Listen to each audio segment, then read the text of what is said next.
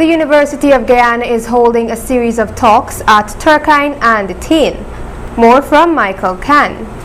Under the theme Farming, Profitability and Food Security, a focus on Berbice, the University of Guyana yesterday held the third in a series of Turkeyen and Tain talks, which are intended to be bi-monthly with three aims.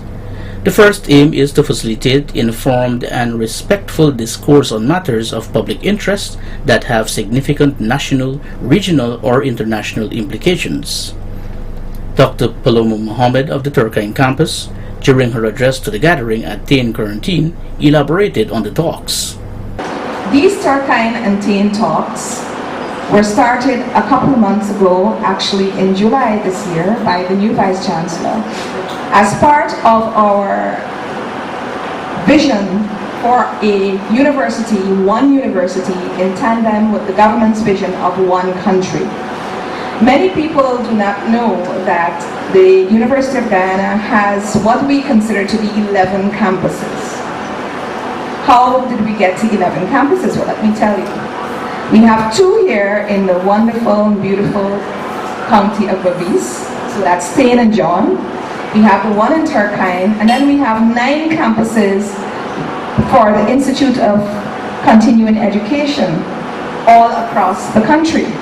The second aim of the talks is to enable the university to serve as a public intellectual broker, allowing the academic, civic, business, diplomatic, and other communities to listen to and learn from each other.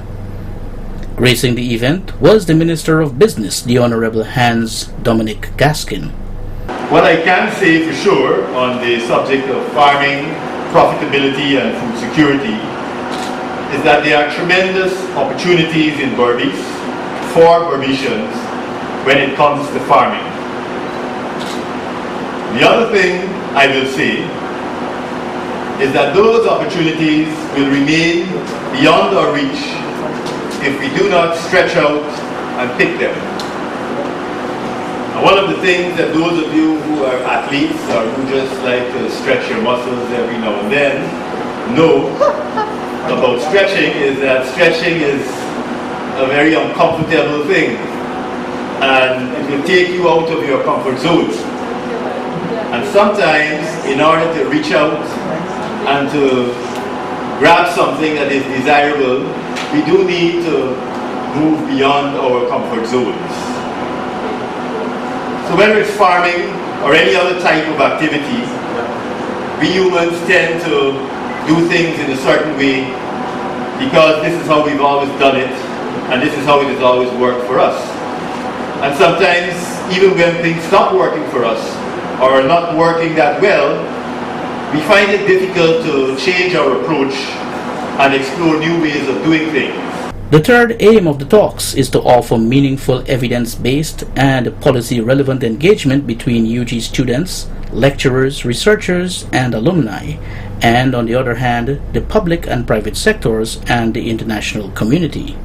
Probably the most important aspect of any business is having customers who will pay us the money to operate and grow and develop our businesses. It is important to understand that A, not all of these customers are in Berbice. B, not all of these customers are in Guyana. And C, that the global customer base is limitless.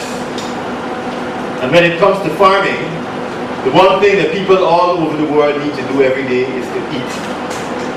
So we need to stretch out and explore that limitless market. The second most important aspect of any business is having something to sell. In farming, someone has to produce what is sold. And what is produced has to meet the requirements of the customers who we expect to buy it. Otherwise, we have nothing to sell them. Meeting these requirements can take many of us out of our comfort zones.